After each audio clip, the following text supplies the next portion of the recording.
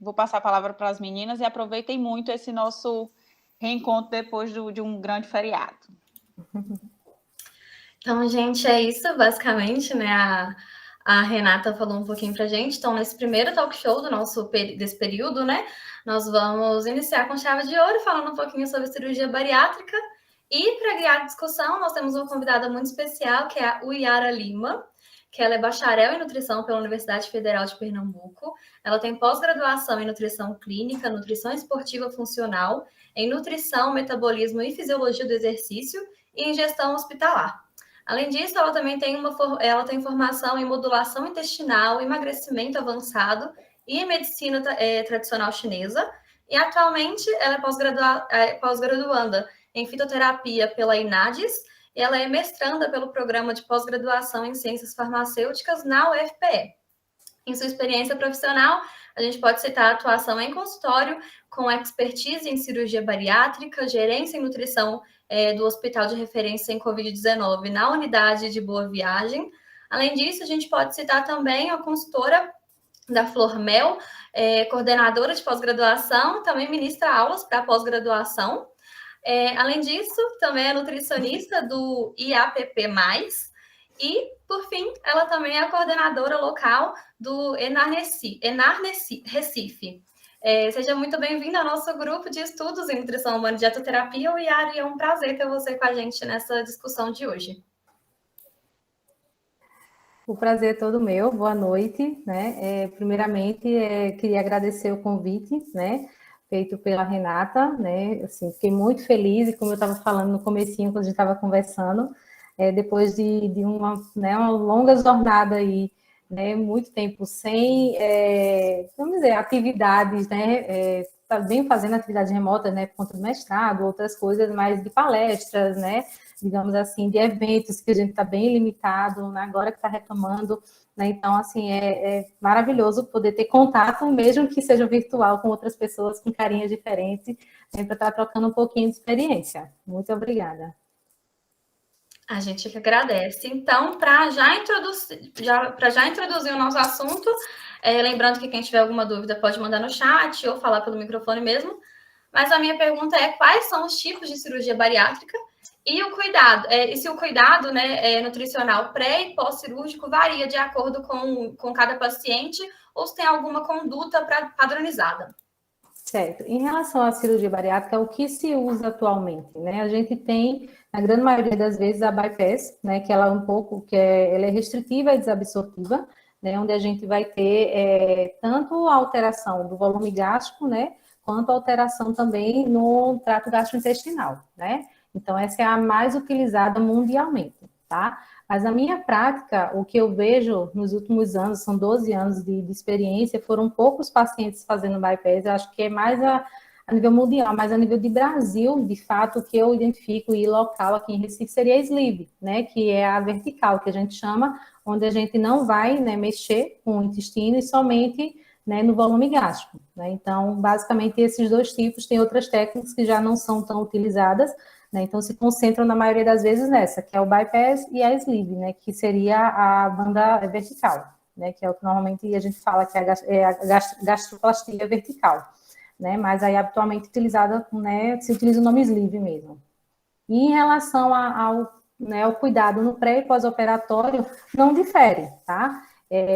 Assim, sei que a gente vai construir isso ao longo da noite, mas, assim, na minha prática, eu não vejo diferença no que eu vejo na abordagem, né, dentro da ciência, né, dentro de guidelines, dentro de publicações, é algo que difere, né, do pré e pós-operatório, tanto de uma quanto de outra, então eles são similares. Ótimo. Uma outra pergunta, uma outra dúvida que a gente tem também é se no período pré-cirúrgico é mais interessante realizar um planejamento dietético, né, visando melhorar, então, essas deficiências nutricionais, ou utilizar polivitamínicos, né, se é realmente uma opção.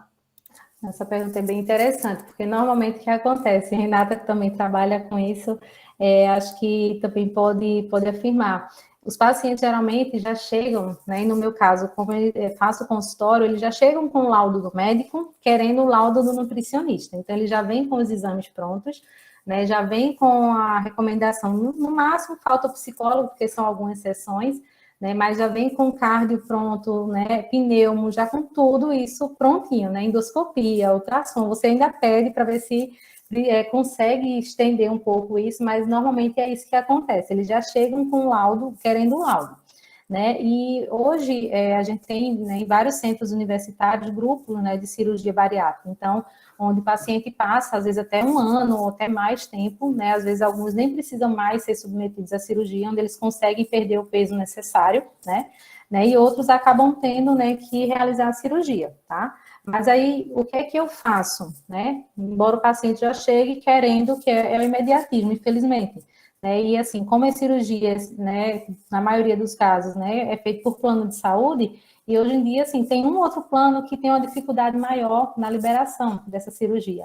Mas a maioria tem uma paciente que com 28 dias, eu já fazia o acompanhamento dela, com 28 dias ela já estava com tudo pronto e foi autorizada a cirurgia, tá? Então, assim, foi bem rápido.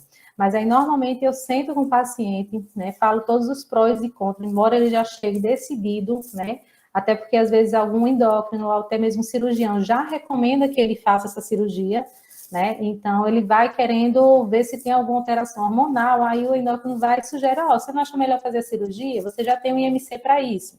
Assim como também tem casos de paciente, infelizmente, que tem o IMC abaixo do necessário, né, e fazem, né, o ganho de peso para tentar fazer a cirurgia, né, que é uma coisa que eu contraindico totalmente, e já aconteceu situações de dizer ao paciente, se ganhar peso, eu não vou lhe atender, eu não vou dar continuidade ao seu tratamento, tá? Porque eu vejo que você tem condição, né, e está querendo ir pelo caminho mais curto, né, embora não seja fácil, né, que é o que eu tento mostrar também para o paciente, o que é que vai acontecer depois da cirurgia, né, a repercussão disso na vida dele após a cirurgia. Né, se ele está emocionalmente estável, se ele está bem, se ele tem alguém, uma rede de apoio, porque não é fácil. Eu tinha uma paciente que ela morava só, né? Então, você vai precisar de uma rede de apoio, vai precisar de outras pessoas, porque depois que você voltar da cirurgia, quem vai tomar conta? Quem vai fazer o caldinho? Quem vai preparar a comida de 2 em 2 horas, né? Então, eu sempre oriento o paciente, né? Primeiro, esse caso do paciente que quer ganhar peso, né? Eu já procuro, né, tirar isso da cabeça dele. Quando não consigo, né, eu digo, olha, infelizmente eu não vou dar continuidade ao tratamento porque eu não concordo com esse tipo de conduta, né? Mas aí a maioria tem uma adesão boa, né? A princípio, que aí depois tem o pós, né? E eles topam, né, fazer o processo de reeducação alimentar, topam começar a fazer atividade física, porque chega na maioria das vezes nunca fez uma atividade física, né? Nem tem um personal, um acompanhamento mais de perto, digamos assim, tá? É um paciente que nunca fez um exercício, uma caminhada sequer. Eu disse, não, então vamos começar a mudar o estilo de vida agora, porque depois da cirurgia, se você não tiver mudado esse estilo de vida, não vai valer de nada a cirurgia que você fez, tá? Então, assim, a gente precisa entender isso agora, já começa a reduzir, né, a caloria dessa dieta, já passa ela um pouco restrita, mas visando uma reeducação alimentar, uma dieta restritiva, né? O que ele precisa, de fato, e não é nem pensando nele perder peso nesse momento, tá? Porque aí, né, dando tudo certo, ele vai fazer a cirurgia e vai ter esse momento. Mas para ele saber a importância de consumir uma fruta, a importância de beber água adequadamente, porque muitos também não fazem a ingestão adequada de água, e principalmente a questão da atividade física, que a maioria, né, sequer faz, né? Então, assim, a base de fast food, né, refrigerantes, e não tem, né, uma alimentação equilibrada. Eu disse, tá, mas aí após a cirurgia vai funcionar dessa forma. Aí eu explico todas as etapas, né, para depois disso a gente fazer o laudo, né, o tão pedido laudo, que é o que eles querem, né, aí, óbvio, né, eu vou analisar todos os exames desse paciente, né, que aí normalmente ele já vem com a requisição, ou já vem com os exames prontos, mas às vezes alguns médicos não pedem todos os exames, até uma B12, às vezes tem médico que não pede, né, que a gente vai falar um pouquinho mais para frente, de alguns exames que a gente considera mais importante nesse paciente, tá? Então, eu sempre procuro trabalhar a reeducação alimentar, mesmo que seja por um curto período, porque ele está bem ansioso, já com essa expectativa toda, e sabe que o processo é rápido, ele pode ir em outro profissional e ter isso muito mais rápido, né? Então, a gente tenta fazer ele se convencer de que ele precisa aprender a se alimentar antes mesmo de entrar na cirurgia. sei se eu respondi bem, se faltou alguma coisa na pergunta. Não, respondeu tudo bem. Eu acho que foi tudo mesmo.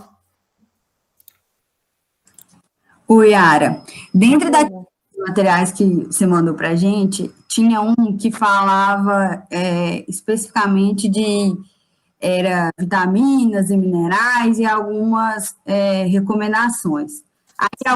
Aí, entre eles, né, dava ênfase para B12, para e aí eu queria saber de você, ele não fala quanto tempo antes tem que começar esse monitoramento, antes da cirurgia. Aí, como é feito? Ótimo. Normalmente, Natália, quando ele chega para mim com o exame, ou quando eu solicito esse exame, eu verifico, né, como é que estão os parâmetros, e tendo deficiência, eu já procuro fazer a suplementação antes da cirurgia, tá? Então, aí só realmente dificilmente a gente vai ter um sinal clínico, né, de um paciente, principalmente um paciente obeso, é mais difícil da gente categorizar isso, né, de classificar isso. Então, com o exame bioquímico, a gente consegue identificar, e a maioria das vezes ele tem algum tipo de deficiência, ferro, B12, não, vitamina D, sim, é paciente com 12 de vitamina D, tá? Então, assim, é bem baixo mesmo. Então, eu procuro fazer dessa forma, analisando os exames bioquímicos antes da cirurgia e fazendo essa suplementação prévia. E aí, por exemplo, um paciente, né? Quais vitaminas ou minerais tem que dar prioridade para entrar em uma cirurgia? Por exemplo, às vezes ele tem uma deficiência de vários.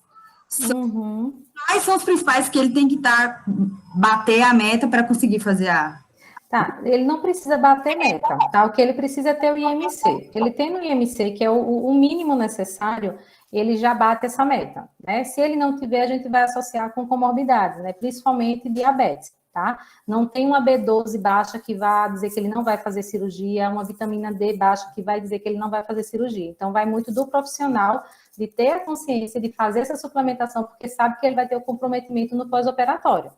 Tá? Então, não tem uma faixa, né, limite de quanto tem que estar vitamina e mineral para ele para ter a cirurgia autorizada ou não.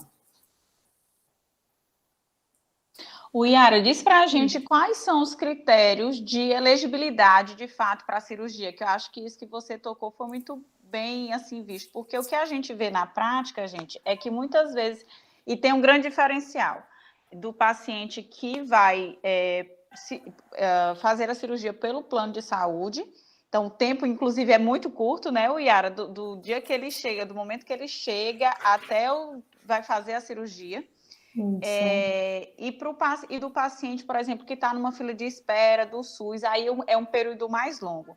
Mas diz para a gente quais os critérios de elegibilidade para a cirurgia bariátrica, porque vocês vão ver que, às vezes, como o Yara falou, vai estar 12 de vitamina D, quando o mínimo seria de 30, né, nanogramas por decilitro na corrente sanguínea. E mesmo assim, a gente vê os cirurgiões operando uma deficiência de ferro, no máximo uma correçãozinha que tire ali daquela zona de risco, ele vai operar o paciente. Então, para a gente, às vezes, a gente fica até assustado por causa disso, mas para os médicos, não. Isso é comum de acontecer, né? Exatamente. Principalmente quando é particular, assim. Justamente por que tipo de critério é que é usado para o paciente, de fato, ele entrar na mesa de cirurgia para fazer a cirurgia bariátrica? Tá, hoje, pela Sociedade, né, Brasileira de Bariátrica e Metabologia, ele coloca o seguinte, que pacientes com diabetes tipo 2, né, então com IMC entre 30 e 35, ele já poderia fazer a cirurgia, né, só que aí, normalmente, esbarra um pouco com aquele paciente do plano de saúde, do plano autorizado, porque sempre tem alguma brecha que eles encontram na ANS. Tá? Então, assim, o que de fato acontece é o paciente ter o IMC acima de 35, tá? Com comorbidade ou não, deles já autorizarem, certo? Abaixo disso, realmente, é um pouquinho mais difícil. Então, digamos, paciente acima de 40, né, independente de ter comorbidade ou não, ele já tem indicação de fazer a cirurgia, certo?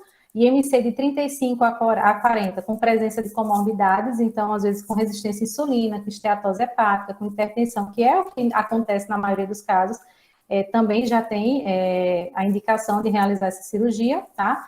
E nessa faixa de 30 a 35 seria aí principalmente o paciente com a comorbidade severa, que aí eles, né, normalmente recomendam mais com diabetes tipo 2, né, porque tem alguns estudos mostrando aí que pode haver a remissão, né, mas aí isso acontece, aí a gente vai ver, né, algumas variáveis, né, porque como a gente vai ter, normalmente vai ser a bypass, no caso desses pacientes que têm o IMC abaixo de 35, por quê? Porque aí a gente vai ter a alteração do trato gastrointestinal, né, vai ter o comprometimento e, consequentemente, também vai influenciar na produção, né, de insulina, tá? Então, vai envolver alguns outros aspectos, tá? E acho que mais ou menos isso, a faixa etária que normalmente, né, não tem tanta dificuldade dessa atualização é a partir dos 18 e até os 65, normalmente. Eu nunca peguei um paciente, eu acho que no máximo até 50 e poucos anos, mas normalmente se concentram entre 25 e 40, 45 anos, normalmente é a faixa de paciente que eu recebo. Mas o que a gente tem hoje seria isso, pacientes acima de 40, independente de comorbidades, e pacientes com IMC de 35 a 40, com presença de comorbidade, ele tem essa indicação de realizar a cirurgia. E aí, gente, para fazer essa cirurgia também precisa ter autorização de alguns profissionais, né?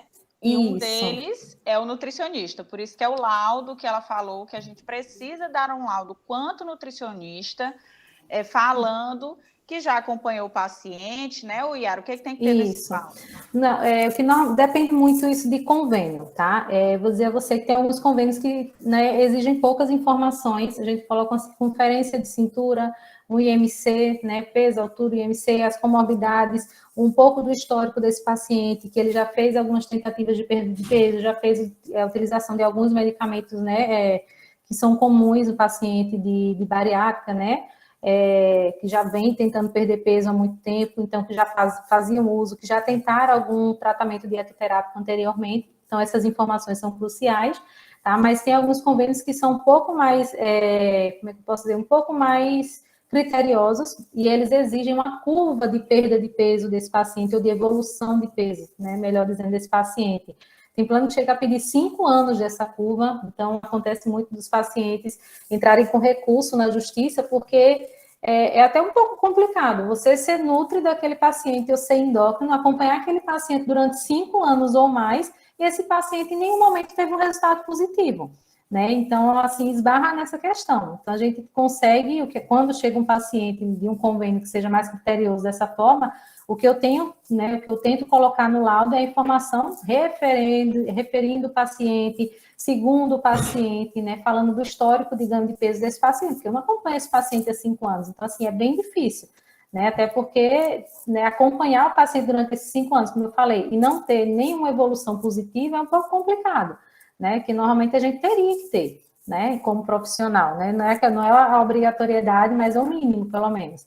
Né, mas aí, normalmente, é isso, as informações de peso, altura, a circunferência de cintura, né, colocar o IMC, né, dar a informação do IMC, um pequeno breve histórico do paciente, né, nessa busca da perda de peso, né, o histórico também de patologias desse paciente, no caso, esse paciente tem o IMC de 35, então, esteatose hepática, o grau dessa esteatose, tá, hipertensão, dislipidemia, né, todas as patologias que ele tem associado, sim, além desses outros laudos que a gente já tinha falado, que tem que ter o cirurgião, né, óbvio, cardiologista, pneumologista, o endócrino, tá? O psicólogo, o cardio, eu falei, e também tem o ortopedista, que eles apresentam bastante. Então, pelo excesso de peso, então, tem a questão da limitação, né? Dificuldade, né? Em fazer caminhada, algum tipo de exercício, por ter artrose, artrite, ou então alguma restrição, né? No joelho, no tornozelo, por conta do excesso de peso. Aí eles não aguentam fazer realmente. Então, muitos também apresentam um laudo do ortopedista, mas de praxe são esses laudos, né, mais o do nutricionista, que são necessários para a liberação, né, autorização dessa cirurgia. Isso? Aí, é muito detalhezinho, né? É muito detalhe. Aí eu fiquei pensando numa coisa aqui. Dentre dessas que você falou, vamos supor que o paciente ele tem alguma patologia no estômago, por exemplo, alguma gastrite ou alguma outra. Aí seria o tratamento prévio antes da operação? Da cirurgia. Da cirurgia ou varia com a patologia? Não, vai depender. No caso de até uma gastrite erosiva, ele pode sim fazer a cirurgia, tá? Não contraindica fazer a cirurgia. Somente na presença de H. pylori positivo, aí sim, ele precisa fazer o tratamento, o antibiótico, tudo certinho, né? E após esse período de tratamento, aí ele pode, né, retomar o processo e realizar a cirurgia. Mas sendo a gastrite até mesmo erosiva, isso não é contraindicação para cirurgia. Tá? Somente o H. pylori positivo é que iria contraindicar e é necessário esse tratamento prévio. Yara, eu vou voltar um pouquinho para o material, para as recomendações. Tá, e no guia alimentar, para a cirurgia bariátrica, as proteínas de origem animal, elas têm destaque, né? E lá também é falado que deve-se colocar uma fonte por refeição, além de priorizar as fontes de cálcio, também de origem animal, o uso do whey como forma de suplementação. Para pacientes que pretendem se tornar vegetarianos ou veganos, ou que mudaram recentemente esse hábito alimentar, pouco antes do procedimento, como que a gente pode proceder? Eu acho bem interessante, porque assim, a maioria dos materiais, né, antigamente se falava muito da proteína, e hoje já descreve o whey protein, como se fosse a única fonte de proteína da face da Terra, né? Aí a gente se depara com os pacientes, né, que são vegetarianos ou que começaram a mudar o estilo, né, não querem mais, né, ser onívoros e tudo mais, enfim, e a gente tem sim inúmeras alternativas. Hoje, inclusive, eu só recomendo o whey protein já para um paciente que está com dieta normal, porque o que acontece? O whey protein, embora tenha a opção do isolado ou do hidrolisado, primeiro, custo, tá? Embora a outra alternativa que eu vou dar também não é tão acessível assim, digamos de regra. Mas o que acontece? É uma proteína que ela está intacta ainda, tá? Tirando a hidrolisada, mas aí também, assim, o preço é bem mais caro. Um pote é 300, 350 reais. Então, isso só dá para um mês um paciente consumir. Então, realmente fica bem pesado diante de polivitamínico, probiótico, uma glutamina que esse paciente precisa. E ainda de todas as medicações que os médicos prescrevem. Aí tem a cinta, tem a meia compressiva, tem inúmeras coisas que eles precisam também dar conta, né? Então, eu sempre procuro também pesar esse lado e ver o custo-benefício, tá?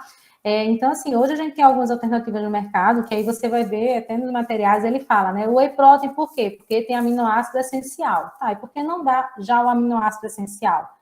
Tá? Que ele já está degradado, certo? Então, assim, principalmente os pacientes de bypass, que vai ter o comprometimento do intestino, então ele vai ter uma dificuldade maior, né, nessa absorção, e aqueles que, né, embora seja uma técnica ou outra, a gente vai ter a redução do volume, vai ter o comprometimento, vai ter a redução do volume gástrico e a redução da produção de ácido clorídrico, então isso vai interferir também na digestão desse alimento.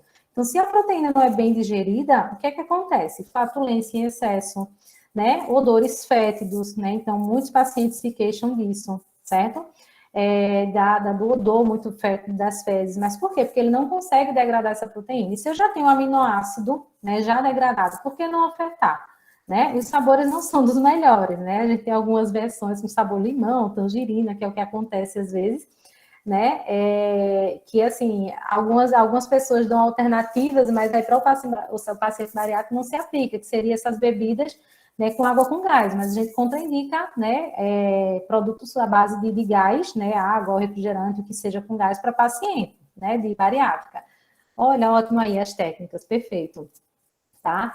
Então, assim, tem a opção dos aminoácidos, certo? Hoje a gente tem basicamente 3 marcas no mercado que trabalham com aminoácido, certo? Então, tem essa alternativa para o paciente vegano, tá? E eu diria até mais para a maioria dos pacientes que queiram fazer a cirurgia ou que façam a cirurgia. Como eu falei, normalmente está no meu protocolo de cirurgia bariátrica o aminoácido em si, tá? Quando eles não toleram de jeito nenhum sabor, alguns não têm problema com sabor, aí eu volto para um whey protein, certo?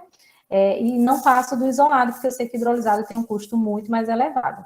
E a gente tem também no mercado inúmeras marcas de proteína vegetal, certo? Que não é o whey vegetal, tá? É proteína vegetal, o whey é só do leite, que o pessoal também faz essa confusão, certo? Então, também tem muitas marcas que têm hoje a proteína vegetal com os sabores muito mais palatáveis do que antigamente, que antes parecia terra, né? Era bem estranho, né? Arenosa, esquisita, certo? Então, a gente tem essas proteínas hoje em dia e muita gente fica pensando, mas aí a quantidade de proteína que ela tem, você ajusta a dose, isso aí é tranquilo, tá? Tanto em termos de aminograma quanto quantidade de proteína, você vai conseguir ajustar essa dose de proteína sem problema nenhum. E normalmente, até mesmo no guia, fala de ter 25 gramas. Então, assim, você dá a proteína vegetal que tem as 25 gramas de proteína. Se vai ser 2, 3, 4, 5 doses, vai ter as 25 gramas. Estou exagerando aqui, mas normalmente com 2 doses você já atende isso, tá? Então, tem sim alternativa para o paciente vegano. E eu diria até mais, fugindo aqui um pouquinho do assunto, hoje eu prescrevo muito a vegana para paciente, eu também atendo paciente renal, para paciente renal, porque tem muitos estudos mostrando, né, o benefício da proteína vegetal nesse paciente renal, né, ao invés de fazer uso de uma proteína animal, que a gente procura sempre reduzir, só que é um paciente que precisa consumir proteína, mas que tipo, né? Então, a gente começa a pesar esses dois lados também, tá? Mas aí seriam essas alternativas que normalmente eu recomendo para o paciente vegano, que seria a proteína vegetal ou aminoácidos, né, já prontinho. Eu vou aproveitar um pouquinho esse gancho para perguntar, porque você falou das quantidades de proteína. Em qual momento que eu devo me preocupar com a quantidade de proteína? Na líquida completa, na pastosa? Em todo momento, tá? Normalmente, na fase líquida, a gente chega em torno de 500 calorias nessa dieta, né? E vai progredindo, chegando até 1.200 na fase sólida, certo? E o ideal é que a gente consiga atingir de 60 a 80 gramas de proteína. Óbvio que com 500 calorias a gente não vai conseguir, né, 80. Então, o mínimo que você conseguir já é um ganho muito grande. Né? Até porque, assim, depende muito de paciente. Eu tenho paciente que só depois de 30 dias que eu consegui progredir o volume, porque até água era difícil, tá? Ele conseguia ingerir, por mais que a gente coloque pequenas doses, 20 ml, 30 ml, então isso é muito relativo. Tem paciente que tem uma adesão maravilhosa, não reclama de nada, tem outros que no segundo dia, doutora, eu não aguento mais tomar isso. Né? Eu tomo e dá náusea, vomito, e o que é que eu faço? Eu tenho que dar um jeito, né? A história do pulo do gato para ver outra alternativa para esse paciente não desnutrir, né? Não ter nenhuma deficiência, tá? Então, normalmente é assim. Entendi. Surgiram outras dúvidas quanto às candidatas à cirurgia bariátrica, se elas devem evitar a gravidez pré e pós-operatório, se tem isso, em quanto tempo? Tá, em relação a grávidas, o que normalmente a gente recomenda é que se quer fazer a cirurgia e não tem filho, por exemplo, ou pretende engravidar, que tenha, né, que engravide antes, tá? Por quê? Isso pensando já no desenvolvimento do feto, né, no comprometimento da absorção de nutrientes, tá? Então, a gente recomenda que seja antes. Mas se for algo que não é tão planejado, que for após a cirurgia, pelo menos 1 ano, né, após a cirurgia, é o que a gente recomenda, porque a gente já tem conseguido evoluir um pouco, né, e não vai ter tanto comprometimento aí na absorção de nutrientes, né, espera-se, né, se a paciente fizer um acompanhamento correto, né, for no nutricionista regularmente, que normalmente depois, Renata sabe, depois que ele pega a dieta normal, eles meio que somem da vida da gente, sabe? Aí retorna, às vezes, uns 2 anos depois, com um reganho de peso, assim, meio considerável, né, começa com sleeve, aí tem que fazer um bypass aí de quebra, sabe? Então, acontece bastante. Mas, assim, o que normalmente se recomenda é que tenha antes, né? Para garantir aí todos os nutrientes necessários para o bebê, né? E para a mãe também. Já aconteceu, foi relatos que eu vi de paciente de engravidar pouco tempo depois da cirurgia e a paciente ter que ficar internada em UTI, fazendo enteral, fazendo parenteral, para poder o bebê desenvolver. Né? Então, assim, é um risco muito grande para a mãe e para o bebê, né? Então, assim, um risco que eu acredito seja desnecessário. Então, óbvio que tem coisa que na vida que não se programa, mas uma pessoa que se submete a uma cirurgia bariátrica, ela tem que estar consciente disso, que ela não está pronta naquele período, né, para engravidar, né, para gestar, né? Então, assim, é bem tardio, realmente. Então, o que se recomenda, antes se falava de 2 anos, hoje já se fala de 1 ano, seria seguro, certo? Então, mais ou menos essa estimativa de tempo. O Felipe mandou no chat, a pergunta dele é se o suplemento Centrum é efetivo para bariátricos. Não! Não! Vamos lá, acho que é no guia ou é no outro artigo que eu mandei, fala um pouquinho da questão de biodisponibilidade de nutrientes. O que é que acontece? O centro não tem os minerais quelados, tá? E a gente precisa, no caso, o paciente bariátrico, né, digamos assim, ter o ácido clorídrico para a gente poder absorver melhor esses nutrientes. E o mineral sendo quelado, independente da produção de ácido clorídrico ou não, a gente consegue absorver esse nutriente, tá? Então, até hoje, o centro, né, que é o queridinho da maioria dos médicos, infelizmente, não tem, né, esse diferencial de ter os minerais quelados, certo? Outra coisa que eu foco também, eu gosto muito, tem um produto específico, vocês podem falar de marca, Rê? Me diz aí. Pode. Tem um produto que é muito bacana, que é o Bariatric Fusion, tá? Ele, aqui em Recife tem uma loja hoje que vende, mas normalmente é pela internet que se compra. Ele é um comprimido, ele é grande, mas ele é mastigável, tá? Tem um sabor super palatável, super agradável e o mais importante, tem uma recomendação, né, muito boa de vitaminas e minerais, eu não vou lembrar porque assim, a lista é extensa, os minerais são quelados, a forma de B12 já é a forma mais biodisponível, que é a metilcobalamina, tem o metilfolato, então até isso. A gente precisa avaliar também a forma, né, química, né, e aí já entra o pezinho lá na ciência farmacêutica, não tem como desmembrar, tá, de avaliar também a biodisponibilidade desse nutriente. Então, o paciente bariátrica, né, a gente tem a alteração do fator intrínseco, na diminuição da produção de ácido clorídrico, então tudo isso vai ter o comprometimento, vai provocar o comprometimento aí, levar, digamos assim, isso, Bariatric Fusion, levar o comprometimento da absorção desses nutrientes, tá? Então, por isso que é importante procurar formas mais biodisponíveis. Às vezes, o que acontece? B12, ferro, né, via oral não vai resolver, tá? Às vezes ele está com uma deficiência muito grande, então o médico vai ter que fazer intramuscular, venoso, né, utilizar alguma estratégia que o nutricionista não vai poder prescrever. Mas aí, por exemplo, uma B12 a gente pode fazer uma sublingual de 1.000 microgramas, então a gente já consegue ter um resultado muito bom.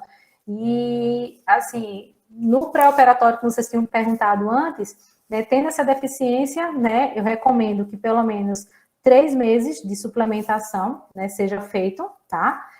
Quando o paciente já chega em cima, então se for 30 dias que ele tem antes da cirurgia, que seja os 30 dias de suplementação, a gente já tenta diminuir esse impacto na vida dele, tá? E no pós-operatório é por tempo indeterminado, né?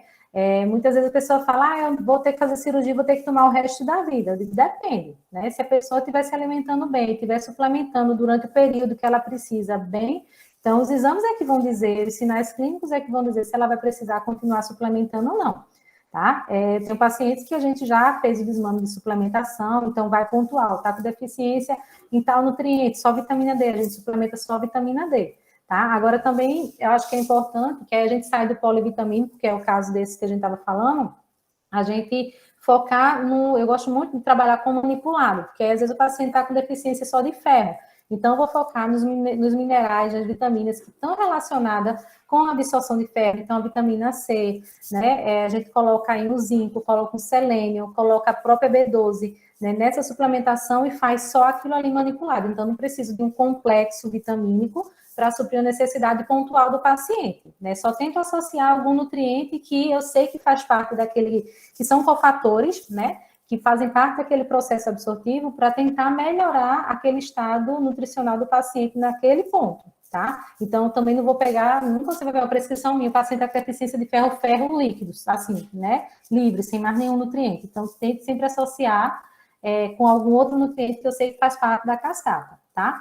Mas aí a questão do centro seria esse, não recomendo, tá? Por esse detalhe dele não ter os minerais quelados. Tem algumas marcas hoje que são mais simples, Quelatos Bari, tem uma marca chamada Materna também, que o pessoal gosta muito de recomendar, mas sempre procure ver algum que tenha lá dizendo que os minerais são quelados, ou que pelo menos as vitaminas sejam mais biodisponíveis, tá? E essa questão de formas químicas é bem facinho da gente, né, dar uma pesquisada, saber formas químicas de vitaminas e minerais, para a gente tentar fazer. Se não encontrar aquele suplemento, que às vezes não vai encontrar de fato um completo como você sonha, é fazer manipulado, que a gente tem essa alternativa, né? Respeitando, óbvio, os limites que o nutricionista pode prescrever, né? Porque aí tem mega doses que o médico pode prescrever, acima de 4.000 IU de vitamina D, por exemplo, 50.000, a gente só pode prescrever até 4.000, tá? Então, respeitar até o limite que a gente pode prescrever. E quando acontece, por exemplo, um paciente vir para mim com a vitamina D de 12, eu sei que 4.000 não vai fazer diferença para ele. Então, eu já encaminho ele para o médico e recomendo, procura um médico para ele fazer aí 5.000, né, semanal, 7.000 diária, 10.000 diária, para tentar suprir isso aí, tá? Mas aí é sempre ver e observar a forma desse suplemento, né, a forma química, né, e procurar sempre as opções mais biodisponíveis para o paciente, tá? Independente até, eu acho que do paciente bariátrico, mas principalmente bariátrico, né, porque vai precisar mais de quem não tem a cirurgia bariátrica, tá? O Yara, temos mais uma pergunta no chat. A Natália perguntou como seriam os protocolos pós-cirúrgico, né, em relação à evolução da dieta. Ah, perfeito. Pronto, aí isso sim, eu normalmente faço, né, algumas diferenças em relação ao tipo de cirurgia, tá? Normalmente, a gente sempre utiliza, vou falar do que é utilizado de praxe, depois eu entro nos dias. Né? Normalmente a gente utiliza, né? Tem a dieta pré-operatória, né? Tem a dieta do pós-imediato, normalmente tem a dieta de líquidos claros, fica à base de chá, água de coco e chá, né? Engraçado é quando o paciente diz, eu prefiro morrer do que tomar chá, eu disse, então vai tomar água de coco dia e noite, né? Fica a seu critério, certo? E água, né? Consequentemente. Depois disso, a gente vai ter a líquida total, tá? Na sequência, a gente vai ter a dieta pastosa, depois a dieta branda e depois a dieta normal, certo? Então, basicamente, essas são as fases. Aí, o que é que eu diferencio, né, dependendo da técnica cirúrgica? Se for um sleeve, com 15 dias de dieta, né, 15 dias de pós-operatório, melhor dizendo, a gente já inicia, a gente faz 15 dias de dieta líquida e inicia a dieta pastosa, tá? E nos pacientes de bypass, normalmente eu chego a fazer 20 a 30 dias de dieta líquida, certo? Tem alguns médicos que eu digo que são mais revolucionários, que querem diminuir esse período? Tem. Inclusive, eu tive uma paciente que o médico queria que eu começasse a pastosa no 7º dia. Eu disse, então, ele assina a sua dieta porque eu não concordo. E ponto final, porque eu tenho estudo mostrando que com 21 dias pode desenvolver fístula. Né? Então, assim, eu vou ingerir, vou prescrever uma dieta do paciente que acabou de operar, uma dieta pastosa, que é mais consistente, então não faz sentido para mim. Então, no mínimo 15 dias, né, para esse paciente de sleeve e no mínimo 20 dias para o paciente de bypass. E depois a evolução normal, que aí a pastosa, né, ficaria aí, vai depender, eu sempre digo que eu gosto de trabalhar muito com a individualidade do paciente. Tem paciente que eu passo 30 dias com a pastosa? Tem. Mas tem paciente que com 15 dias a gente já consegue progredir para uma dieta branda. Então, assim, não é uma coisa engessada, tá? Então, eu fico acompanhando esse paciente no telefone, tipo, 7 horas da noite, fim de semana, feriado, né? Principalmente logo após a cirurgia. Então, ele já, às vezes, quer mastigar, né? Já está desesperado. Então, a gente tenta fazer o possível para também não deixar ele tão ansioso, porque aí é importante também lembrar disso. Manter esse acompanhamento com o psicólogo, porque às vezes ele pega o laudo e esquece o psicólogo. Tá? Teve paciente que eu já disse, eu só volto a lhe atender depois que você passar no psicólogo, porque a paciente passou 1 hora chorando na minha frente, né? Então, assim, não sou eu que vou resolver seu problema, vai ser o psicólogo. Né? Então, assim, a gente passa por várias situações. Né? Já tem paciente médica, para vocês terem ideia. Ah, se eu fizer a cirurgia, depois eu vou parar de sentir vontade de comer brigadeiro? Uma médica. Para vocês terem ideia. Então, assim, não era uma pessoa leiga. Né? Então, assim, tem N situações, né? Ah, eu vou poder comer coxinha depois da cirurgia? Disse, vamos fazer a cirurgia primeiro, né? Esse é o objetivo. Então, a gente vai evoluindo e ver até onde você chega, né? É paciente querendo comer cuscuz com 30 dias de cirurgia. Eu tenho paciente que comeu cuscuz depois de 2 anos. Tá? Então, assim, é muito individual, mas as fases seriam essa. A dieta, né, líquida de prova, né? Que normalmente dura 2 dias, né? Que aí eu já conto como uma dieta líquida total.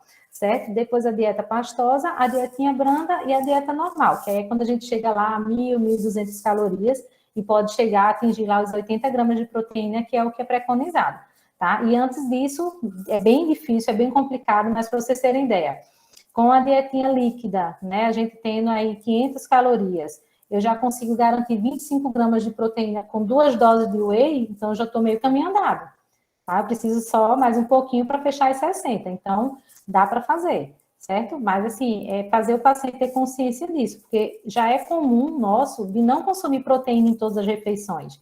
Normalmente a gente concentra, né, no café da manhã e olha lá, que às vezes é um ovo, né, quem come embutido ainda uma salsicha, quanto tem de proteína naquilo ali, né? Para vocês terem ideia, você vai fazer um recordatório, tem que consumir pelo menos 4 ovos para garantir uma quantidade boa de proteína. Se eu comer 2, eu já estou, né, nauseada. Né? Então, é uma coisa que não é tão comum da gente, imagina o paciente recém-operado, né? E, assim, o que é que acontece muito na fase líquida? As preparações são muito doces, os suplementos são todos à base de edulcorantes, então, assim, eles reclamam muito do sabor, né? Vai ter só o caldinho no almoço, o caldinho no jantar, mas, assim, a maioria é tudo doce, né? Então, eles ficam bem enjoadinhos, realmente. Mas aí se concentra mais ou menos dessa forma as fases, tá? E o período, principalmente depois da dieta líquida, eu vou fazendo de acordo com cada paciente.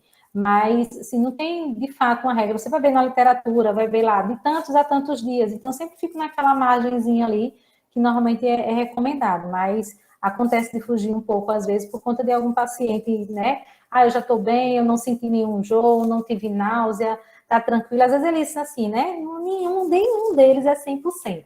Tá? Então, sempre, mas eu comi tal coisa. Aí você sentiu alguma coisa, aí você vê que consegue dar uma evoluída. Aí você dá uma antecipada de alguns dias, sabe? Mas seria mais ou menos isso. E tem algum alimento que eles apresentam mais intolerância nesse período? Carne vermelha, muita. Tem paciente que, assim, chega a criar aversão à carne vermelha, é incrível. Porque, assim, quando a gente libera a dietinha pastosa, eu já libero lá, né, uma carnezinha moída, triturada, um peixezinho, né, sempre molinho, e o frango bem trituradinho. E eu sempre recomendo, começa pelo peixe, depois vai para o frango, por último a carne. E eles sempre reclamam da carne. Só aqueles que já eram bem carnívoros, sabe? Então, principalmente homem, eles aceitam melhor, mas mulher tem uma resistência muito maior, né? E eu tenho um paciente que até hoje está uma dieta normal, assim, né? Já evoluiu e ela mastiga a carne e cospe. E assim, ela não consegue comer a carne, criou uma aversão total à carne. Né? Por mais que eu diga que ela não está aproveitando os nutrientes necessários e tudo mais, vai ter que ficar no suplemento, né? Assim, é um tratamento realmente que ela precisa ter esse acompanhamento psicológico, né, para a gente trabalhar essa aversão que ela acabou criando da carne, porque em algum momento ela comeu, engasgou, comeu e se sentiu mal. Então, é o que é mais característico. Aí aqui em Recife, né, porque todo mundo gosta de cuscuz, né, Renata? Então, assim, eles ficam ansiosos, né, para comer cuscuz. Então, depois de 2 meses, a gente já faz um ensopado, né, que é um cuscuzinho amarelo, né, com leite, né, aí eles já começam a comer, porque senão, assim, eles morrem, né, tire tudo, mas não tira cuscuz da vida do povo daqui, tá? Então, assim, é tradição. Então, mas, assim, o que é mais comum, de fato, é a carne. A Luciana colocou uma pergunta no chat. Ela perguntou o seguinte: a pessoa vai precisar de suplementos durante quanto tempo? Já ouvi falar que vai precisar o resto da vida, é verdade? Não, não é verdade. Acho que a gente já até tocou nesse ponto, Luciana, não é isso? Eu sempre faço acompanhamento periódico desse paciente, óbvio, aqueles que retornam, né? Mas o que acontece? Muitos não retornam e criam né, esse estigma de que vai ter que tomar, porque eles entram em grupos no WhatsApp, sabe, minha gente? Ah, porque é o grupo de doutor tal, o grupo de doutor, assim, o médico nem sabe que existe o grupo, mas tem as pacientes daquele médico. Então, assim, eles não voltam e, mas eu tomo pro resto da vida. Mas, tipo, não voltou no nutricionista para ver os exames, para ver se precisa continuar tomando, né? Então, às vezes, só vai precisar uma vitamina D, por exemplo, né? Não vai ter necessidade de fazer uma suplementação pro resto da vida, de forma alguma. Teve acho que foi isso? Consegui responder? O que acontece às vezes, Luciana, é que eles trazem ainda, quando não são acompanhados muito bem no pré-operatório, eles trazem o mesmo padrão alimentar pós-cirurgia. Então, toda aquela deficiência que veio de antes, por ter muito processado, ultraprocessado, fast food, acompanha eles pós-cirurgia. E aí, as deficiências nutricionais, nessa situação, nesse caso, realmente vão persistir. Vai persistir, né, Yara? Exatamente. Aí, por isso a necessidade, né, de fazer esse acompanhamento, ver se realmente o paciente, né, passou por esse processo de reeducação alimentar, se ele teve consciência de mudar, né, o estilo de vida dele, né, e não precisar fazer essa suplementação por tempo indeterminado. Então, quem vai determinar isso é o paciente, né, dependendo do estilo de vida que ele passar a ter pós-cirurgia, né, óbvio que vai ter algum paciente que pode ter algum comprometimento, alguma deficiência, alguma coisa que envolva, vamos supor, deficiência de B9, por exemplo, que está relacionado com, esqueci agora, que seria relacionada a metilfolato. Tu lembra, Renata? Fugiu agora o nomezinho. Deu um branco agora o nome, minha gente. Enfim, mas seria relacionada à produção, realmente, né, da B9. Então, aí sim, teria que fazer uma suplementação por tempo indeterminado. Mas aí é uma coisa que ele precisa fazer um teste genético até mesmo. Um polimorfismo. Para saber se... Um polimorfismo, isso. Da metilfolato, isso. Então, seria isso aí, só em alguma situação muito específica, mas a maioria realmente não precisaria, né? Mas, infelizmente, não voltam, não dão continuidade ao acompanhamento, né? E a gente não sabe se realmente precisaria ou não continuar fazendo, tá? Então, não tem uma obrigatoriedade. Se faz, né, porque é mais cômodo, digamos assim. Eu vi que teve uma perguntinha perguntando sobre dumping, foi isso mesmo? Já apareceu aqui rapidinho e sumiu. Isso, a Natália perguntou se você poderia falar um pouquinho sobre a síndrome de dumping. Tá, a síndrome de dumping, assim, ela é uma síndrome que ela é ocasionada pela passagem rápida do estômago para o intestino de alimentos com grande concentração de gordura e açúcares. No caso do paciente bariátrico, na maioria das vezes é o açúcar, tá? Que eles consomem, né, algum alimento fonte de açúcar, que é o que normalmente está associado. Então, essa passagem muito rápida vai causar, né, alguns desconfortos, certo? Então, a alteração anatômica aí do estômago é que vai proporcionar isso. Então, normalmente, o que é que acontece, né? Os sintomas que ele vai ter. Suor, né? Sudorese em excesso, certo? Alguns chegam a desmaiar, né? Chegam a ter síncope, tá? Então, assim, tem dor de cabeça, pode ter taquicardia, certo? Eles podem apresentar diarreia, fraqueza, né? Assim, como se estivesse desfalecendo a sensação, tá? Então, é basicamente isso, mas por conta dessa passagem rápida, né, do alimento, principalmente o doce, no caso do paciente bariátrico, que é o que é mais comum, né? Então, tem um paciente que tinha dumping porque ele tomava refrigerante depois da cirurgia, né? Então, assim, ele achava bom, gostoso, era a única coisa que descia, dizia ele, e o tempo inteiro passando mal, né? Com sudorese, com fraqueza, e não sabia o que era, né? Aí a gente já vai fazer todo o recordatório, tentar ver o que aconteceu. Aí, caldo de cana, minha gente, é muito comum um paciente depois da bariátrica querer tomar caldo de cana. Então, acontece isso, tá? Então, normalmente é isso, mas a sudorese é bem característica no paciente que está tendo a síndrome de Dumping, tá? E, assim, o que é necessário ser feito, né, evitar principalmente açúcar, né, procurar manter o volume reduzido das refeições, é fundamental, mastigar bem esse alimento, né, e procurar não beber durante essas refeições, até para essa passagem não ser tão rápida. Tá? Então, normalmente é o que a gente orienta de cuidado nesse paciente que tem essa tendência, mas quando isso acontece, é um paciente que realmente não vem fazendo acompanhamento, né, tá fugindo do protocolo, fugindo da dieta, e a gente identifica isso bem rapidinho. A Maria Fernanda perguntou no chat se é possível reverter a bariátrica. Reverter, não. O que acontece é o seguinte, a gente conseguir evoluir ela, né? O paciente que chega, faz a sleeve, né? E depois de um tempo apresenta reganho de peso e acaba evoluindo para uma bypass, né? Que aí a gente vai também fazer o processo também no intestino, tá? Mas de reverter, eu desconheço. Tu conhece, Renata? Antigamente, eles também faziam, na época da minha residência, eles também faziam, tipo, a evolução do bypass, porque aqui são as duas técnicas que a Yara comentou. Essa do lado direito, aqui da tela de vocês, onde está o cursor, é a técnica de sleeve. Então, vocês veem que é uma técnica super fácil de fazer, né? É grampear, basicamente, o estômago, e ele fica mais ou menos com esse volume aqui de 100, 200 ml. E tudo que vocês virem da fala da Yara, acaba toda a progressão, até uma progressão mais rápida, né? A necessidade de fazer suplementação em determinados momentos. Vocês prestarem atenção, tudo está relacionado com a técnica e com essas alterações anatômicas que o estômago e o intestino acabam sofrendo. Mas na sleeve, então vocês veem que só mexe aqui no estômago. O alimento passa aqui, então se tem geralmente o que eu via também era eles queriam muito consumir leite condensado. E como é bem denso de açúcar e fácil de consumir, o volume é muito grande, então era muito comum apresentar a síndrome de Dumping por causa disso. Né?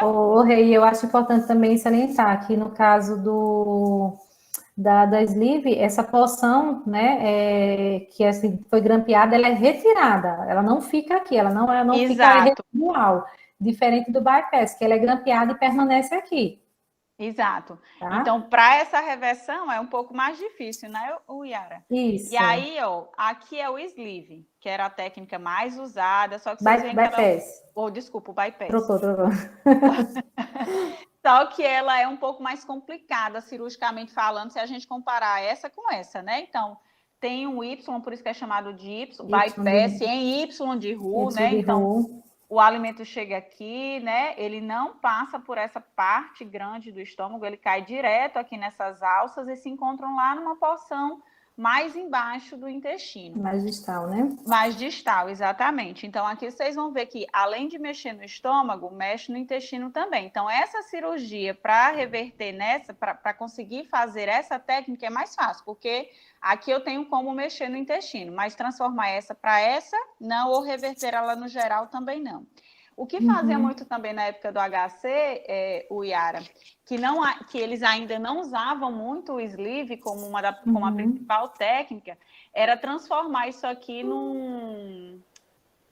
Ai, meu Deus, como é o nome da técnica? Em escopinaro. Escopinaro. Que eles deixavam, mexiam mais ainda no intestino. Então, se ele ficava lá com um intestino tem 7 metros, eles deixavam 70%, sei lá, 30% desse intestino, com a escopinar isso diminuía mais ainda, né? Então, era mais desabsortiva ainda, era né? mais desabsortiva ainda. Então, o paciente acabava tendo muita complicação, apesar do reganho de peso, né? De desnutrição. Então, eles deixavam a técnica mais agressiva, e aí o paciente evoluía muito com desnutrição e tinha muitos problemas, muitas comorbidades, inclusive muitas mortes por causa dessa tentativa, né, mais agressiva de impedir o ganho de peso do paciente. Isso. Mas reverter realmente é mais complicado. Não consegue, né?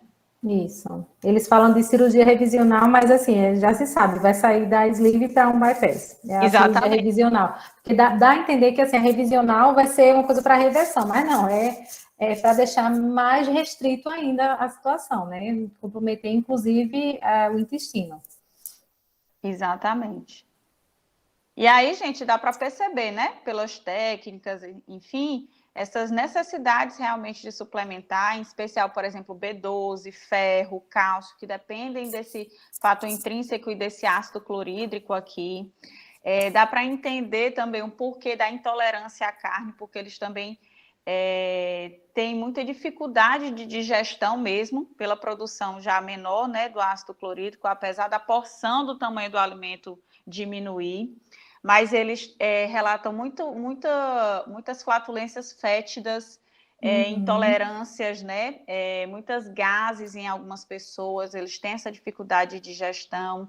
Por isso que o cheiro da carne, para alguns deles, como o Yara comentou, já leva uma certa repulsa pela carne, justamente pela dificuldade de fazer a digestão, pelo trabalho que e pelo esse odor fétido mesmo das fezes e das gases que são produzidas em excesso. Eu posso enviar para você compartilha com eles, tem uma publicação muito boa, bem interessante, falando sobre a microbiota do paciente que realiza bariátrica.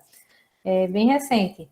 Eu achei bem legal, falando sobre a utilização de fibras e probióticos, tá? Que vai mostrar o desequilíbrio, né, da produção, né, exacerbada de proteobactérias, né, que são essas bactérias, né, que são putrefinas, que o próprio nome já disse, por isso o odor fétido, né, então, que acaba se exacerbando. Eu posso enviar e você compartilha com ele, eu acho bem bacana. Essa cirurgia, ela acontece quando há reganho de peso, e aí o paciente, há essa restrição maior? Não, as duas técnicas podem ser utilizadas a qualquer tempo, mas assim, na minha prática, o que normalmente os médicos fazem é mais a sleeve, porque normalmente chega esse paciente com IMC de 35, 36. Quando chega um paciente com IMC acima de 40, eles já querem partir para um bypass, porque sabe que a perda de peso vai ser um pouco maior, tá? Então, depende muito do estado do paciente, né, do diagnóstico nutricional dele. Se ele está muito acima do peso, o IMC acima de 40, normalmente o que eu percebo, mas não é regra, é que eles indicam mais o bypass. E os pacientes com IMC abaixo disso, né, mais acima de 35, eles preconizam geralmente a sleeve. Aí, no caso dos pacientes que fazem a sleeve, né, e reganham peso, aí eles chamam de cirurgia revisional, aí ele progride para um bypass, tá? Que aí, óbvio que não vai ser igual, é porque não tem como mostrar a setinha, mas aí como vocês verem, né, vem da sleeve, né, tem uma porção maior, digamos assim, do estômago, né, e na bypass ficou uma porção bem menorzinha, só que aí o que ele vai fazer? Vai restringir ainda mais um pouquinho desse estômago, tá? E fazer essa ligação, né, na porção mais distal do intestino, tá? Então, seria isso, ele progredir em algum momento no caso de um reganho de peso, que é o que acontece. Bem comum de acontecer. Para vocês terem ideia, tem estudo mostrando que em 2 anos, 80% dos pacientes que realizam bariátrica, eles tendem a ganhar peso. Então, assim, é um índice muito grande. E era para fechar, se ninguém tiver mais nenhuma pergunta, pode mandar no chat, gente. É comum que haja algum efeito colateral da cirurgia bariátrica, por exemplo, perda de cabelo? Sim, sim, é bem comum, mas o que acontece muito, Juliana, quando eu faço a suplementação com os minerais quelados, né, com as formas mais biodisponíveis, eles não apresentam, pelo menos os meus pacientes, mas aqueles que já vêm com o centro batizado lá do médico, então, assim, é muito comum. Aí, o que é que eu faço? Eu não vou contraindicar o que o médico prescreveu, então, assim, acho que é uma coisa que a gente precisa aprender a respeitar a prescrição do outro profissional, por mais que você não concorde, tá? E mesmo que não seja da mesma classe que você, e eu faço o quê? Tem algumas vitaminas e minerais que são mais específicos para cabelos e unhas, aí eu faço na forma manipulada e digo, olha, vou dar esse complemento aqui para você. Então, ele associa ao centro, né, de guerra lá que o médico prescreveu, eu não vou bater de frente com o médico em momento nenhum, tá? Prescrevo o manipulado, né, tipo um Pantogá da vida, mas aí normalmente eu, né, recomendo mais um chamado Reinforce, que é da Equalive, que já tem os minerais quelados, né? Então, ou esse pronto, ou eu pego a formulação dele, abro e faço manipulado. Também vai depender do bolso do paciente, que aí eu sempre procuro avaliar isso, que é que vale mais a pena, né? A questão do custo-benefício, tá? Mas aí só esses pacientes que realmente, né, já vêm ou não fazem suplementação, né? Por mais que seja o centro ou qualquer um outro, se não fizer adequadamente, vai ter a perda de cabelo, a queda de cabelo, é muito comum, né? Ou aqueles que vêm fazendo uma forma que não é tão biodisponível que pode apresentar assim. Tá? Dificilmente um paciente que eu acompanho que faz a prescrição, óbvio que tem situações que fogem do controle da gente, né? Mas aí também depende muito da questão absortiva de cada paciente. Então, assim, eles não apresentam, geralmente, mas depende muito dessa situação, do que ele está tomando e se está tomando, né? Os suplementos adequadamente. Tá? Então, assim, é muito individual, realmente. Eu tenho poucos pacientes que a gente precisa fazer a suplementação à parte, né, por conta de queda de cabelo. Só realmente aqueles que já vêm com um centro algum que não é tão interessante a apresentação, a forma química dele, tá? E todo mundo caladinho. Só uma coisa interessante quando vocês estão perguntando, pensando aí o que ainda tem para perguntar para o Yara. Os pacientes que fazem esse tipo de cirurgia no SUS, eles têm o direito também de fazer o reparo, né? Sim. Que é a cirurgia plástica. Então, eles fazem isso geralmente depois de 2 anos de perda de peso. Esse tempo de 2 anos é justamente o tempo para perder peso, reganhar e estabilizar, porque é inevitável o reganho de peso. Concordo, Yara? Até pelo processo adaptativo mesmo do estômago, né? Da anastomose, que é a costura. Então, tem todo esse processo. Isso. E aí, com 2 anos, a partir de 2 anos, eles entram na fila de extenso direito para fazer esse reparo, essa cirurgia plástica reparadora. E aí, geralmente, no HC era feito da seguinte forma. Era uma parte do corpo, você fazia esse primeiro reparo, entrava na fila de novo para fazer, sei lá, um outro reparo. Geralmente era o abdômen avental, né? Porque a gente vê mulher, muita questão do seio, né? Porque a mama fica deformada, né? Ela não existe, né? Quem já amamentou, perceba que é uma situação bem pior, né? A questão dos braços. Mas, por incrível que pareça, eu tenho um paciente que ele é personal, né? Ele não precisou fazer cirurgia reparadora, porque, assim, ele focou realmente em fazer atividade de resistência, musculação, né, intensificou muito o treinamento, passou a fazer parte de maratonas, corridas, e assim, é um exemplo típico de um paciente que não vai precisar fazer uma cirurgia reparadora porque fez exercício, né, mudou realmente o estilo de vida, né, e conseguiu, né, melhorar muito esse estado dele. Né? Mas, assim, você falou da questão do SUS, como a maioria dos que eu atendo é do plano, o plano também exige um tempo, tá? Ele não libera a reparadora assim tão fácil, não. Tem que ter pelo menos 2 anos de cirurgia, tá? E ter chegado num determinado peso que o médico determinou para poder ser liberado, tá? Então, também tem algumas restrições que eles fazem. Aí alguns acabam querendo antecipar, entra com processo judicial, enfim, aí é um pouquinho mais, né, trabalhoso, né? Tem várias situações, mas geralmente eles pedem também um período para fazer a liberação da cirurgia. Justamente para estabilizar esse peso, né? Porque até 1 ano de cirurgia, querendo ou não, eles vão perder peso, e Sim. aí é o que, né, o Yara, é o que ilude muitas vezes o paciente. Ele precisa estar preparado psicologicamente, bem orientado antes da cirurgia, porque independente dele fizer algum esforço ou não, ou mudar padrão alimentar ou não, com 1 ano, 8 meses, 1 ano, até esse período eles perdem peso de forma inevitável. E após isso, não, aí começa, né, tem um reganhozinho de peso que é natural, que a gente chama, que é normal, tem um percentual para esse reganho de peso, e aí sim a gente diz que o peso estabiliza.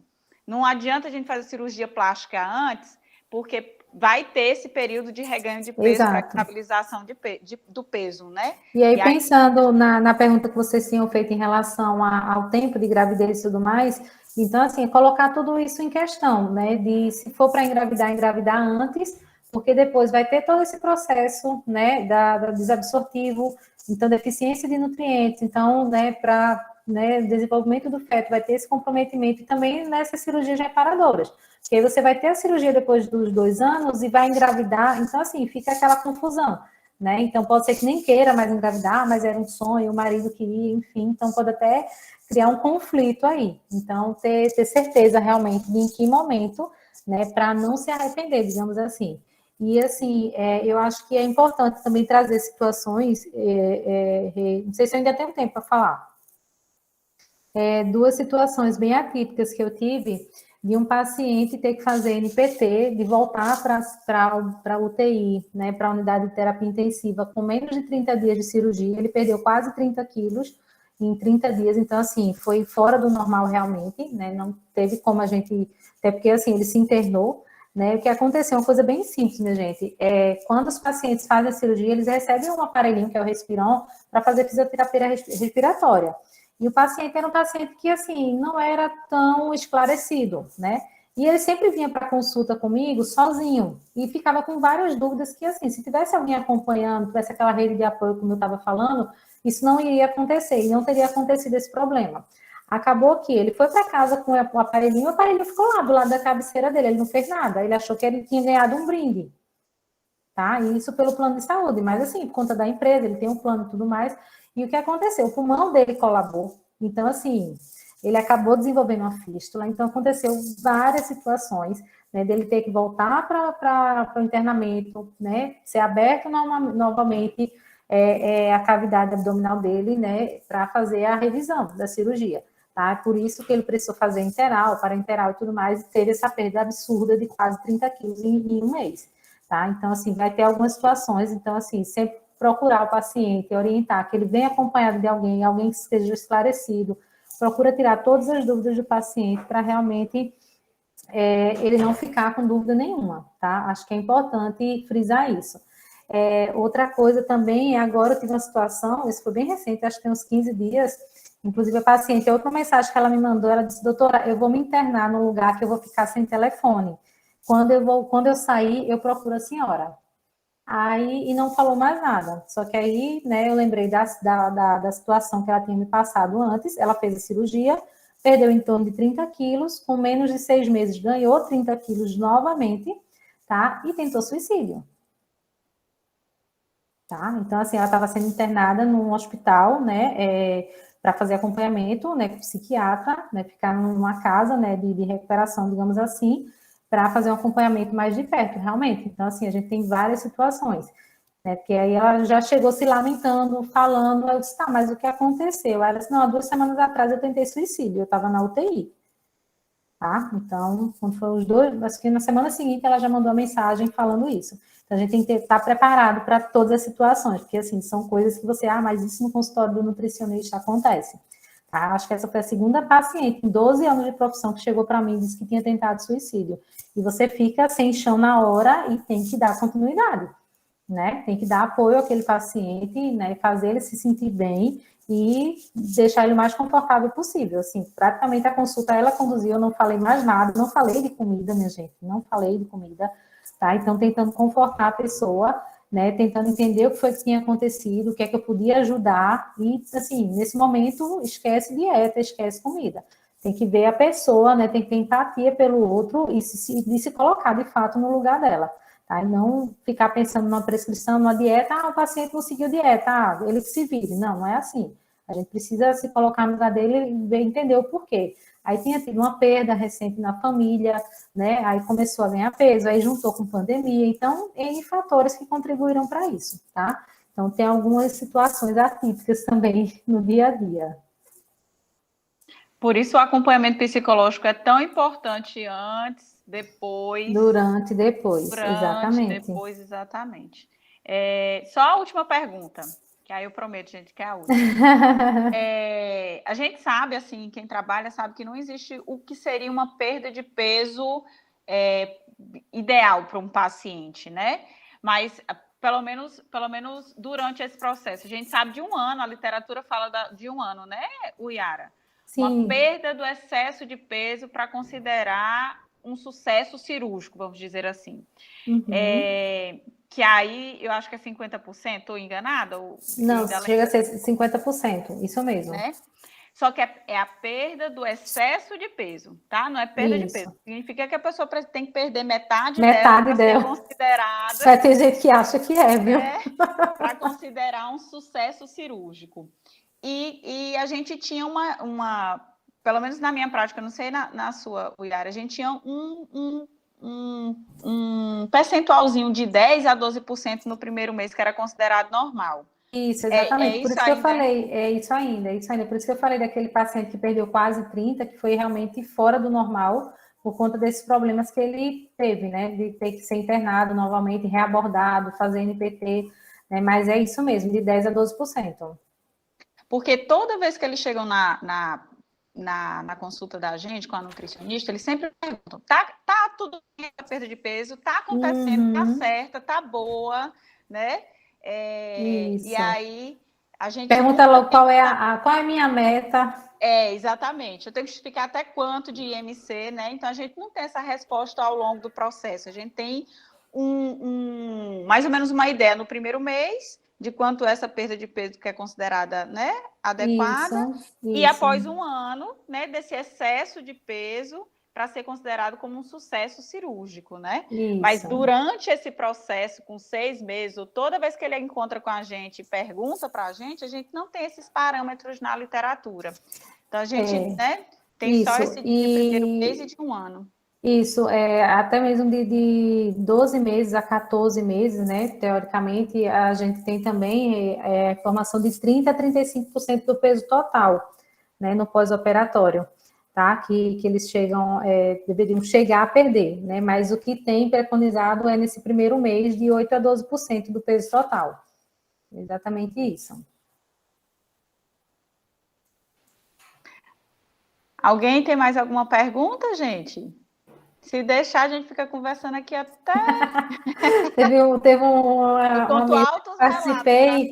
uma mesa que eu participei de cirurgia de Covid, né, falando sobre a prática no hospital, aí estava eu e uma outra nutricionista da assistência, porque como eu estou na gerência, aí eu fui falar, e no final até perguntei, alguém quer ser gerente? Ninguém se notificou, não sei por quê.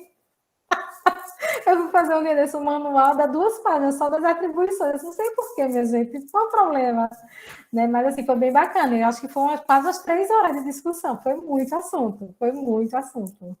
E tem altos casos, altos relatos, né, Yara, de paciente, assim, da gente, de ter que tirar um pedaço de carne porque ele... eu ia comentar isso.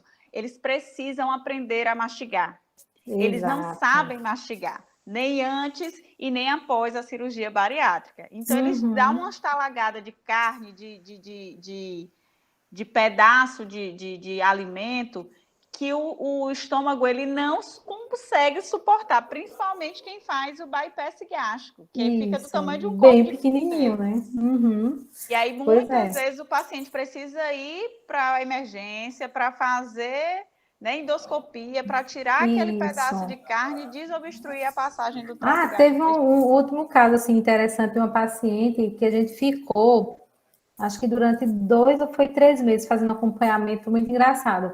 essa paciente intercorreu, ela não me disse que tinha intercorrido. Quando ela veio falar comigo, já tinha sido, foi isso mesmo, 3 meses depois, ela entrou em contato comigo, dizendo que estava internada e que o médico disse que só ia dar alta depois que falasse comigo. Então, assim, foi muito interessante. Doutor Álvaro, né, paciente dele. Aí ele disse que o que tinha acontecido, né, que ela não seguiu o planejamento alimentar e ela era gaúcha, vê? Então, assim, se acabando na carne, literalmente, né? Então, assim, não respeitou de forma alguma, por isso que precisou, né, da intervenção, voltou para o hospital, foi reabordada, e a cada 15 dias ela voltava para fazer endoscopia, para ver como é que estava o estômago. Aí ele falava comigo, aí a gente progredia a dieta dela, tipo de 15 em 15 dias. E voltou para o zero, com 3 meses de cirurgia, voltou para a dieta líquida lá do comecinho. Foi, teve ainda esse caso. Eles têm várias repantes, assim. Eu também já peguei um paciente que comeu uma bacia de pipoca com 1 mês de cirurgia. Tinha pipoca, gente, até aqui, ó, no esôfago do paciente. Aí começou a ter hemorragia digestiva alta. Meu Deus. Foi um bafafá. Teve que ficar internado, intercorreu por causa disso, porque não se conteve, viu a pipoca ali e ficou emocionado. Então, eles precisam aprender a mastigar de fato, né? Uma coisa simples, que para a gente acha que é simples. Por isso que eu digo, tem que ter fono para fazer acompanhamento e ensinar o paciente a mastigar. Acho que é muito importante. Pena que ainda não tem tantos, né, que se interessem pela área.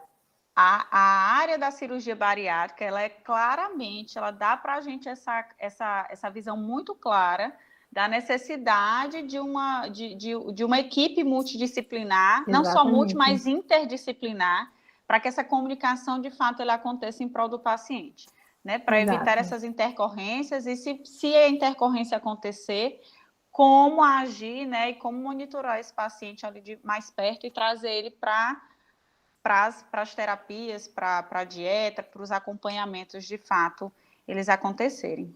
Exatamente. Vocês têm mais alguma coisa, gente? Deu para esclarecer um pouquinho? Deu para esclarecer. Muitos elogios aqui, Yara. Obrigada. Queria muito agradecer. Como a gente disse, se deixar a gente fala mesmo. Causas e contos aqui de vários. Porque cada hora vai lembrando, né? Cada minuto lembra de uma situação. Lembrando que a gente tem o nosso podcast, né, Larissa? Vai, vinheta aí. A gente tem um podcast, Café com Pão e Nutrição, e vamos ter um episódio sobre o tema de hoje na próxima semana. Vai sair o próximo episódio lá no Spotify. Vamos enviar o link para vocês assim que ele estiver pronto. Eu quero, viu? Quero ouvir.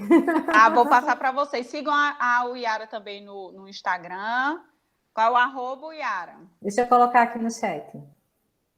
Qualquer dúvida também, vocês podem perguntar para a gente repassa. Se quiserem, falem direto com ela. Ela é super acessível também. Se eu demorar na próxima semana, que eu vou estar numa viagenzinha, depois de um ano e meio sem férias. De férias, né? Mas depois eu tô online.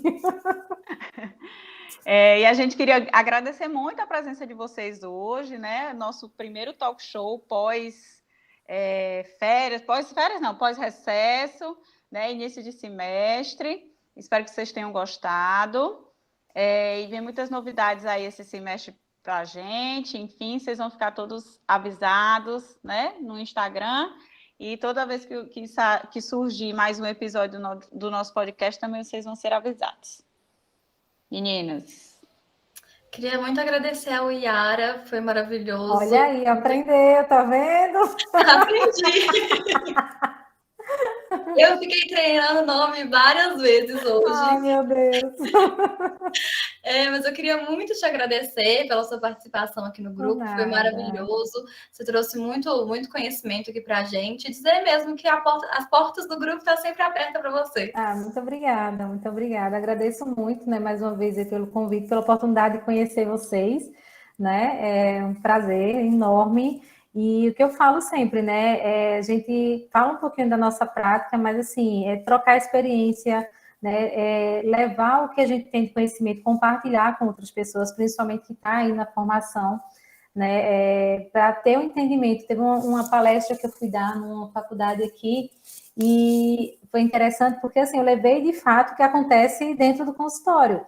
né? Então, porque normalmente, assim, você vai na palestra só fala a parte bonitinha, a parte boazinha e tudo mais. Eu disse, ó, foi até um que envolvia a parte de estratégia de marketing e tudo mais, consultório, eu disse, ó, tinha que tirar o lixeirinho, eu tinha que lavar o banheiro da sala, sabe? Porque ninguém fala que tem essa outra parte. Quando o paciente vai embora, você fica descabelada para ter que fazer isso, né? Renata também sabe que é isso, né? Então, assim, eu sempre procuro ser o mais transparente possível de mostrar realmente, por isso essas situações, né, de pacientes, porque realmente acontece isso, né? Não são só flores, realmente, então a gente precisa estar preparado para tudo, né? Porque a gente não sabe quem vai sentar na nossa frente, né? Então a gente precisa acolher essa pessoa, né, e fazer ela se sentir a pessoa mais importante naquele momento, pelo menos, tá? Então, sempre penso no paciente dessa forma. Tem hora que tem uns pacientes que a gente puxa as orelhas, mas aqueles pacientes que a gente já tem um pouco mais de liberdade, que aí, né, já sabe, já te conhece, mas aquele paciente que está vindo num momento, né, mais delicado, está vindo no primeiro momento, então, assim, ser o mais acolhedor possível, realmente, né, e ter empatia pelo outro, né, acho que é fundamental. Então, assim, para mim é muito importante poder compartilhar isso, né, para quem está aí na formação e saber, né, com que você vai se deparar mais na frente, né, que não são só flores, né, como muita gente às vezes desenha, né, então a gente tem, né, os prós e contras, tem as situações que são felizes, maravilhosas, a inauguração do consultório, aquele paciente que tentou suicídio, então assim, tem N situações e a gente precisa realmente estar preparado para isso. Teve uma situação, por exemplo, pronto, meu primeiro paciente em consultório, um dia que eu fui atender com um paciente de cirurgia bariátrica, esqueci de contar essa história, rapidinho. E eu tinha acabado de sair da faculdade, né? Eu disse, meu Deus, e aí? O que eu vou fazer com esse paciente? Eu saí, né, pedi para a paciente voltar na outra semana, né, dei uma orientação de reeducação alimentar, preferi evitar, ponto, pedi para ela voltar na outra semana. Saí, fui comprar um livro de cirurgia bariátrica. Estudei o livro todo, o livro de Goretti, Renata. Estudei o livro de Goretti todo e decorei o livro inteiro. Nem tem uma outra edição, só tem essa. Na outra semana eu fui com um protocolo todo para paciente. A gente vai fazer assim, assim, assim, assim, assim. Pronto. Daí em diante, toda semana eu tinha paciente de bariátrica. Tá? Então, foi desse jeito que começou a minha paixão por bariátrica, ter sido o primeiro caso na minha vida, de fato. E é assim mesmo, tá? Se a gente vai se deparar com... Nem tudo são flores, né? Exato.